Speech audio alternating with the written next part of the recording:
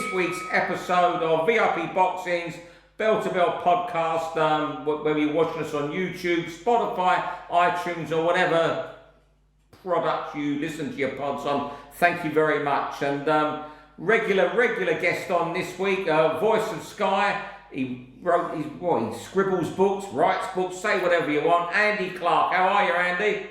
I'm good, lads. Thanks for having me back. How's the book going, mate? Everyone's, I haven't seen anything negative about it at all. It's been fantastically received. No, it's been good, yeah. It feels like a long time ago now. The paperback comes out at the start of June, actually, a year after the original publication. Yeah. So I really enjoyed doing it. And yeah, people at shows and stuff stopped me and talked to me about it quite a bit. And I knew it was a good subject, which was lucky because you need that. Without that, you've got absolutely nothing. And people have really kind of been engaged with it. And fighters quite often will kind of sidle up and tell me little stories about when they got buzzed in the gym for the first time and how it felt and all that kind of stuff. So yeah, it's been good. It's been really good. Does it give you the urge to do another one, Andy? Yeah, I think so. Yeah, I've got kind of something. There's a possibility kind of brewing at the minute, which would be quite different to the one I did. It was quite intense doing the knockout because I had 7 months to do it in the end. And I spoke to a lot of people, but I've been thinking about it for a really long time. So I was able to kind of hit the ground running. Actually, the same day that I discovered we got it over the line, I did my first interview that day with Scott Welch down in Bournemouth. It was the week of Coley, Billum Smith, but there was quite a lot of people to sort of wrangle. And everybody was really accommodating and really willing. But as you both know, wrangling fighters can be quite hard because I always wanted to sit down in person rather than do it on the phone if possible. So yeah, I think something a bit simpler next time would probably be what I would go for. But to be honest, I'm not assuming that I'd get another one over the line. I'd hope I would, but it's hard. It's hard to get books, to get a deal. Like it's hard to get commissioned to do docs and stuff like that at the minute. So yeah, I mean, if I get the chance to do it again, for that reason alone, I'll be really pleased. Brilliant. Well, all the best for that, Andy. And I don't know where you find the time, all the commentating, all the work you're doing, but fantastic. But a good work ethic, shall we say, or an incredible work ethic. If it was easy, they'd all be doing it, wouldn't they? Yeah, that's what I tell my wife. Right, we'll fire on with a pod. John, are you ready with your clock and all your apparatus there, or apparatus as they say in the US? All ready to go. Right, I'll start us off this week. Round one. It's the Zone Frank from this Saturday. I wonder what I was wondering with it, how much longer this piece with him and Eddie's going to continue for. I think there's a great picture of them together coming on Boxing News this week by a chessboard. And obviously everything's rosy, but you know what? That rivalry's still going to be there, isn't there? With this, now they're both on the same network. We've seen it before when promoters are on Sky up against each other, and I think we're going to see the rivalry. Maybe not as bitter at the moment, but it's going to be as fierce as ever, trying to do the better shows than the other. And I think it's great. Good luck to Frank at the Zone. He's got a lot of shows there this year, and I think it's going to be a winner for him. But the thing that's still with the Zone, if they're going to do pay-per-views, people still associate pay-per-view boxing with Sky. Yeah, they do. There obviously will be competition, but I'm hoping it takes the form of matching the fighters against each other. Yeah. I think now fans have seen it can be done. I don't think they would accept it going back to the way it was. I think that'd be a killer for the sport if it separated again and we weren't getting the fights between people and we were trying to give us excuses. I don't think it can go back to that now. I honestly don't think the sport would survive. So I think everything seems to be now be on much better terms, and I'm just hoping that a few times a year we get 5 versus 5. I saw an interview this week where we were talking about doing one in Saudi and then there's plans for one in Britain. Now, a British 5v5 would be an absolute godsend, wouldn't it? So if we can get 2 or 3 of them a year, great. Absolutely great. Yeah, I agree. I think something like the 5 versus 5. I went to the last one and it was a really good night, but it needs to be in the UK, and they need to pit their fighters against each other. They need to keep all of that going, like you said, and you want it to be competitive. You want them to try and outdo each other. It's in their nature anyway. I can't believe it isn't going to be like that. Yeah. One thing I'm really curious about as a broadcaster is the broadcast team. Who's going to work on which shows? Will it be different people on Queensberry shows to Matchroom shows? Because Eddie originally appointed that team, didn't he, at the start when Matchroom went to DAZN?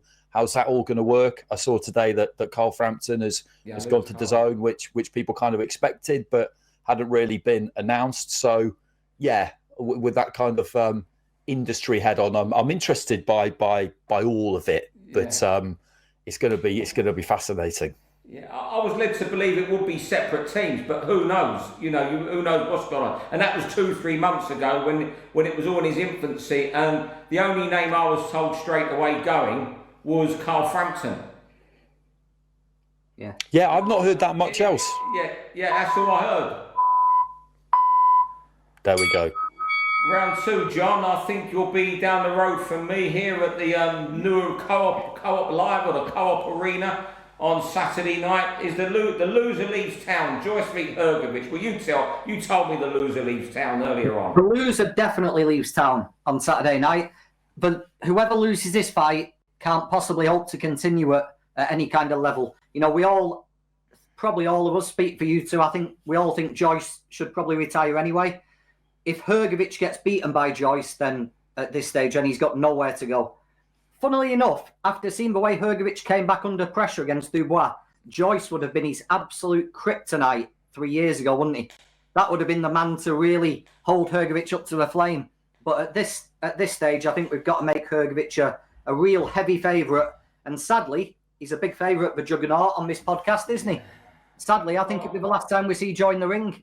Well, go back to when he beat Joseph Parker, and it's every time I think of a Joyce fight, I think of where Parker is now and where Joyce is after that night at Manchester. I remember it was a week before my daughter went to Australia, and it was at first she always wanted to go to a boxing match, and I took her that night. So, it's a night that's very, very, very, fluid in my mind, and it was all going for Joyce then. It looks over for Parker, and that's all that ever comes back to me is how their careers have just separated so much and gone in reverse since then. It's quite staggering. And we go back on this podcast, there was a time then we wouldn't even refer to him as Joe Joyce. He was only known as the Juggernaut.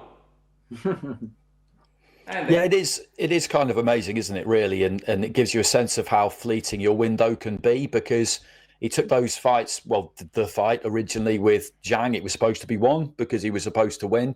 And at that point, he was WBO interim or WBO number 1 or something, wasn't he? And if he'd won that fight, then he would have been set up perfectly for the Riyadh season that we didn't know was coming, but obviously was. And with Hrgovic, if he'd beaten Dubois, then he would have been elevated to IBF champion, as we know, and then he would have fought Joshua, and who knows what would have happened. But they've missed their window. And now that they've missed their window, you look at Parker, the way he's come back, Agit Kabayel, you've got Fabio Wardley on the charge, you've got Moses Itauma, you've got others, and they've missed their chance. The winner can maybe get back in there, but the loser's done. I agree. Yeah. When we look back, has there ever been, considering it's the heavyweight division, he was on the brink of a title fight, a worse fight to take than Zhilei Zhang for Joe Joyce? No, probably not. And it's just, I remember going to the build-up for that, and at that point we were all still really high on the idea that he was sort of indestructible. Everybody has a plan until they punch me in the face and nothing happens. Those haunted him, those words. Andy, over to you. Round 3. Jake Paul, and a little bit of credit you want to give him, I believe. I do indeed. I can take him or leave him as a fighter. As a fighter, I think he is essentially a grifter because he's trying to buy his way into the top end of the sport. And sport, there's a meritocracy, and that cannot surely ever be allowed to happen. But what he's doing outside of the ring with MVP, I think, is really interesting. Yeah. They made Taylor Serrano. They've made it again. It's an all-female card. It's on Netflix. They announced some signings last week. There's more on the way, I understand. All the talk in recent weeks has been about TKO and the boxing league and one belt and all of that stuff. And people have been debating the pros and cons and whether it's possible. It is much, much more possible, I think, to do something like that in female pro boxing than it is in male pro boxing. And I think if he's so inclined, he could do it, because his reputation with the way he treats fighters, that organisation, is outstanding. You speak to people and that's what they tell you. So I really think if he wanted to try and sign up all the top fighters and maybe a little bit below that and say to them, listen, there won't necessarily need to be a league, won't necessarily need to be one belt. We just need to make really good fights. I think it's really, really doable, because they're kind of already doing it. And I think they would welcome it. And I think it could really just, it's in a good place, female pro boxing, but I think it could just take it right to that next level. Yeah. It is in a good place. And where I think I didn't really think of this till you said this today, Andy, to me as one of your topics. What female pro boxing is lacking, right, is the number of household names. There's girls females that are world champions, nobody knows. Like someone, Ellie Scott needs a name here, no one knows her globally. And what MVP could do with this sort of league is elevate these females to the next level. Yeah. Anybody who's associated instantly gets a massive profile boost, don't they? Like we did the announcement of the signings last week, and straight away, Jake Paul, Netflix, all of a sudden people are taking notice. Female boxing is much easier to deal with, Andy. I don't think you need managers for female boxing. The girls all know each other inside out. They know the money fights. They're all keen to get it on a mix together. You could literally have all of them under one umbrella fighting each other. And sure, once one girl see the other girls having success, they're going to want to join, because they're going to be getting paid peanuts in comparison because they're on the outside. It could just become like a one-stop shop almost. Yeah, I think it could. And the criticism of, everybody always talks about UFC. The criticism of UFC has been that the contracts can be quite severe and people don't really make money. But Jake Paul has no history of that. You get paid. Yeah. Round 4, I'll start to see the best Brit nobody has heard of. And I'm thinking more of guys that are on the smaller hall circuits who should be a lot further up.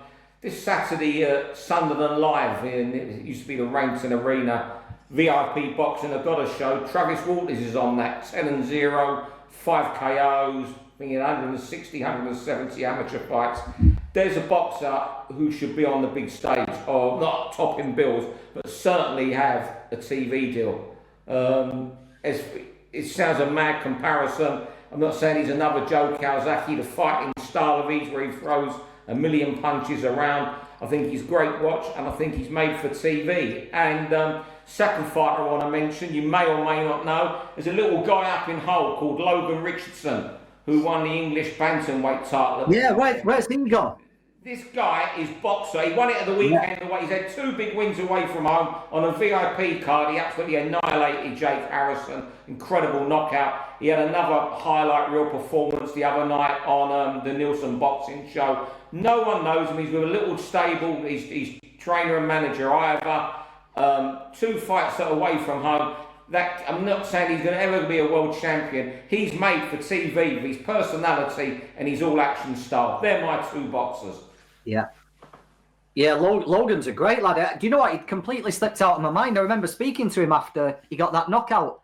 But yeah, Logan is exciting. On the road, because no one does him. He's just going on the road. I've offered him a couple fights before. Oh, we got this, but we'll have that. Don't even look at who it is.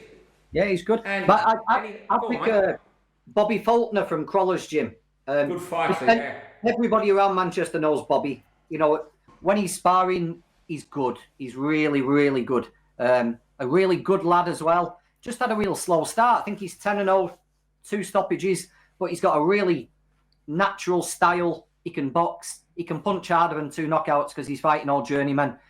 And everybody who spars him raves about him. So yeah, Bobby Faulkner.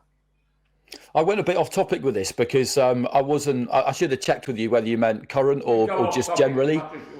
And it just brought back to me a fighter I covered a few times a few years ago, Yusuf Safar. And whenever I saw him, I I just thought he was really good, and he had a great backstory, and he was good to watch, and just nothing happened. And I don't know whether there was a story behind that, or whether there might have been an injury at some point. And there was another one I remember from a few years before that I'm hoping you might be able to fill me in, Steve, on what happened, because I remember going to see him in the gym when I was working at TalkSport, early days, early 2000s, to film some kind of fun sponsorship piece with him, and it was Kevin Lear. Great fighter. I think he liked his lifestyle away from boxing. Yeah. Right. I'm not saying nobody had ever heard of him, but yeah, you know, it's a globally, if you like. Yeah. Maloney absolutely raved about him, but it was always how he lived away from boxing. John, round 5, is there an American who can get on this heavyweight juggernaut? Yeah. News that Deontay Wilder's coming back, fighting in Kansas, I believe, against somebody. But I was looking down the American heavyweight rankings, and do we think there's one of them who can invade this heavyweight division? We've got Richard Torres, Jermaine Franklin, Jared Anderson, Michael Hunter, and Andy Ruiz, who I've given up on. Biggest disappointment, Andy Ruiz.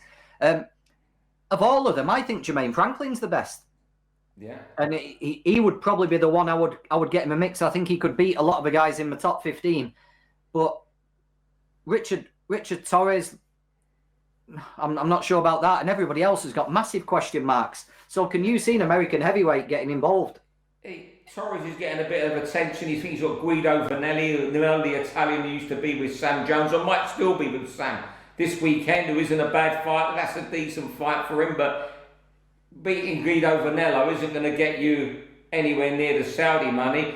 And, you know, you're looking people like, you know, Jared Anderson, he'll get a redemption chance because he's the best name of the younger, shall we say, you know, the biggest name still. People know the name. He'll get a redemption chance, and that's it. Very thin on the ground. But is it all when I was a kid, remember when, I'm a lot older than you two, it's like almost when there was limited on sports, guys from the Caribbean wanted to be cricketers. Then basketball and football become the be-all and end-all on the Caribbean. They stopped that. There's so much choice now for these guys in other sports as well. Andy? Yeah, Torres is the only one who comes to mind, really, because like John, I've given up on Ruiz. He's like that player that managers keep signing because they're convinced they'll somehow get a turn out of him, and you sign the contract and then he downs tools. You know, he's an Emmanuel Adebayor of boxing, isn't he, basically?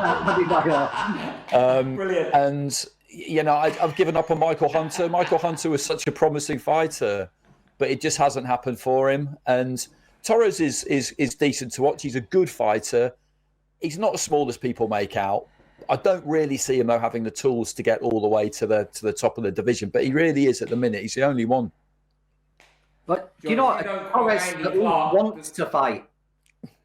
Torres wants to fight. Exactly, yeah. And I don't think Anderson wants to fight. Ruiz doesn't want to fight. Wilder looks like he doesn't want to fight, so at least Torres fancies it. And John, quote Andy Clarke the next time you talk about... Oh, right. Round 6, Andy. You always seem to end these shows on a bit of a moan whenever we have the rod. It's the noise that shows. Is it fans you don't like? Who don't you like making a noise at a show now? So what? Yeah, no, I do. You're right. I've got form here. It's like BMCs or it'd be someone, but it's PA systems at boxing venues. And my main gripe is in between rounds, because it makes my job hard. Because as soon as the bell goes, the PA system just takes the roof off the place. A kind of bass line will come out that rearranges your internal organs. You know, it kind of measures on the Richter scale. And if you're trying to listen to corner sound, you've got no chance. If you're trying to hear the director in your ear, you've got no chance. If you're trying to hear the person next to you, you've got pretty much no chance. And it just seems to me like with adverts on TV, between rounds, they just take it up a few decibels to an entirely different level. I might just be imagining it, but that's my complaint, because you're right. I do always have one when I come on here. It's one of the reasons I like coming on. Do you know what? When I've been working, especially when I was on newspapers doing live copy on a big Saturday night fight, when you're doing your first take after the fourth round, and then end of every round you've got to give 100 words, it would drive me mad. But now I'm on the other side of the fence. It don't bother me so much, you know. But I used to love them German shows with all the heavy metal guitarists that the Soundlands used to put on. That was brilliant. But Andy, I've got nothing but sympathy for you, because at the end of a round, you could have had a dramatic 3 rounds. You're trying to look at a cornerman treat the cut, listen to cornerman's instructions. You've got might have a follow-up question for your co-commentator. You nothing but sympathy for you. And as I said, if it was easy, they'd all be doing it. Go on, John. Don't tell me you're going to have a moan about this too. A little bit, yeah. But there's like a subgenre of the noise, the music, and it's the DJ shouting bullshit over the top of the music. Because nowadays we don't just have someone in a booth playing music. We actually have a DJ with a turntable who feels the need to shout stuff out. Yeah, that's true. That's what needs banning. That's the guy that needs. That's the guy that needs putting out the back. You've got to get down with the kids and listen to the music. I appreciate you media guys that work in ringside, and Andy's got a double hard job, be it listening to Barry Jones, Matthew Macklin, a cornerman, watching a cutsman, looking at the other corner, watching a referee wipe sweat off his brow, thinking, oh fuck, I'm not getting this one wrong, am I? But you know.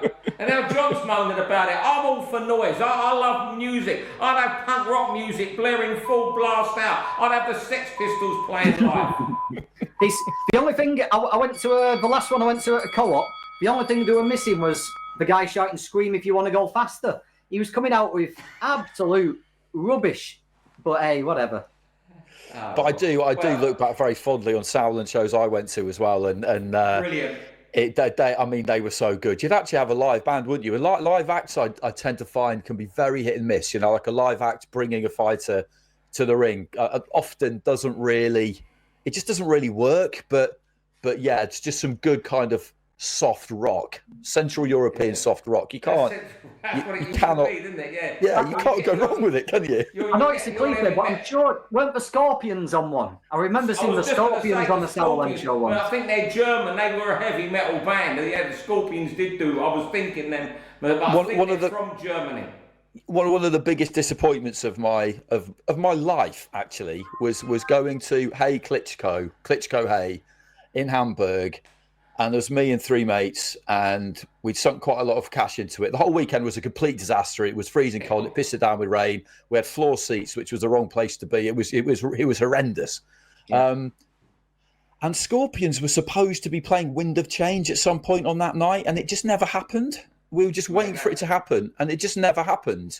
And that was just the final blow, really. To be honest with you, we were just. We were broken men. The final straw surely must have been queuing up in the rain to get back on the very limited trains back to the Hamburg centre. I was meant to be ringside, so I was there for the news job of Andy Dunn, the chief sports writer. I had a right easy job that night. I just had to write the back page at the end of the fight. Andy was doing the report. I was doing round by round, bash, sending it down the line. A very easy night for me. So we went up, we just went in that overspill press box. I think the only British journalist who was brave enough was my mate, the late Ron Lewis, who stayed ringside for that night. And then don't even talk about that walk back to the station to get back into Hamburg. Yeah, it's terrible. And then we had and to make it even worse, we had the toe show from David A. But yeah. And that one, Lebedev, did he not walk out of a bear once, I'm reminded?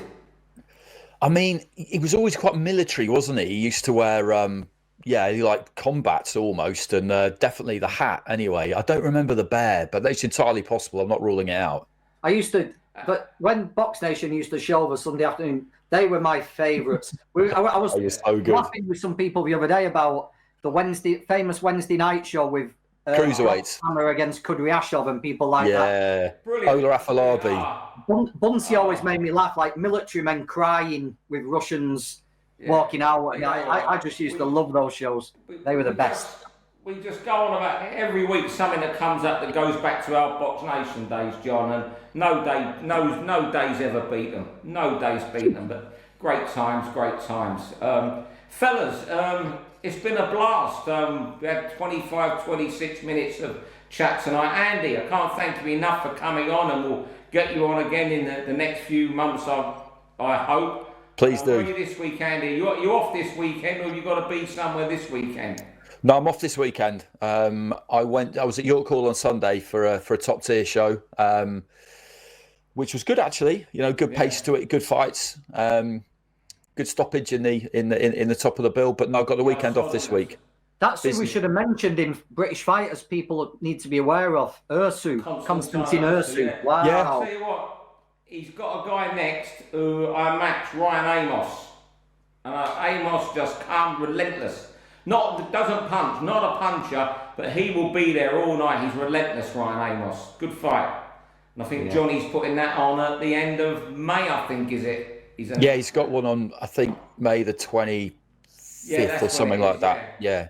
Good fight. No, he does good shows. He does good shows, Johnny. He's a good man, Johnny. Very good fella as well.